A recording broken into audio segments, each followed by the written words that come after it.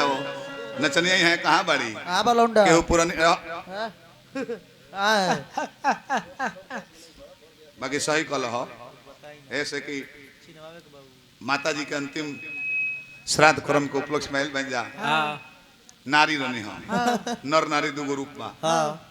नारी के अपमान नहीं जाना चाहिए बाबा ठीक कोई बनी कि नारी के अपमान ना को के जेंट्स के अपमान यही में हम दोष ना दे जाड़ा के महीना बा अब बड़ी मन मरले बाड़ू बोलो मन तहार चंचल ग्रस्त हो गइल बा ए देवर बबुआ कहतनी कि मन मार ले बनी काहे न मानी अबरा के मौगी भर गांव के भौजी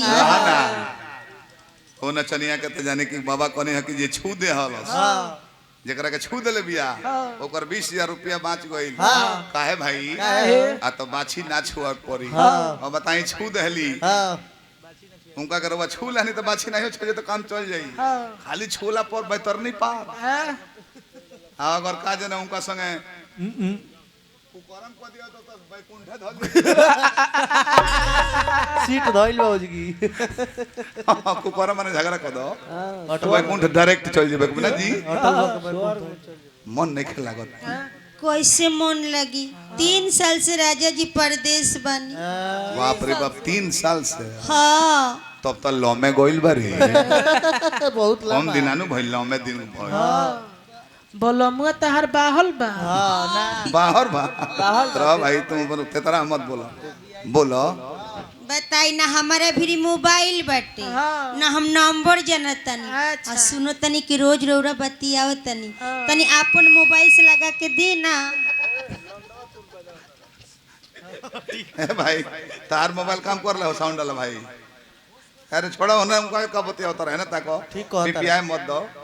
हेलो तनी कम कर दो अब भोरे भोरे कर मैं बते भरे कहां जो है तुम्हें बताओ और लोग पागल हो हे भरा कर मैं बो ते भरा हमने कहां जा कोई न तोरे भरा तो साढ़ो पैसा सुतला हो या तोरे पे बुझ जाई तनी अपन मोबाइल दी ना हमर भूलवे बुना नु महंगा हो ना लो 1.5 लाख के एप्पल हो ला हमारे फोन वाले लगावा ई मोबाइल के का नाम हो एप्पल ई कैसन नाम हो जी अरे अब तो तू नामो नहीं जानत बेअसल अश्लील थोड़े बोलता ना ना नीतीश कुमार मुख्यमंत्री बड़े नु आ उ जितना बढ़िया बहरी भीतरी के बारे में समझा देले ह केहू ना समझा पत्रकार लोगों का लगने है कि आप क्या बोले हैं साफ डायरेक्ट बतौले रहे हम खोल के नाम तोपले बताएं बहुत अलग कि थाली में भोजन खा थाली में भोजन खा सान के खा हौड़ के खा बाकी हाथ बेसिन में अलगा बताओ जो ना खाती इतना खर्चा होता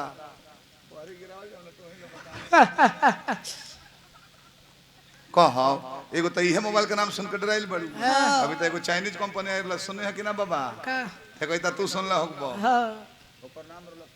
के चोदा कौन छोटा हां कंपनी ऐसा नहीं सुनावता से का कर आई देखी हम जीवन में अपना हाथ हेते बड़े नहीं खीद होइले खुली के तरे अरे दादा हो तो तू हई चलल हो हम दोनों रखी